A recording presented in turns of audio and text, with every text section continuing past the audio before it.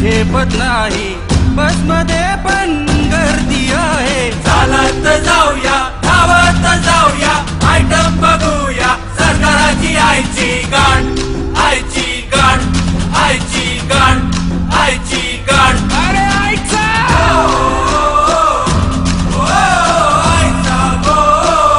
अरे आईचा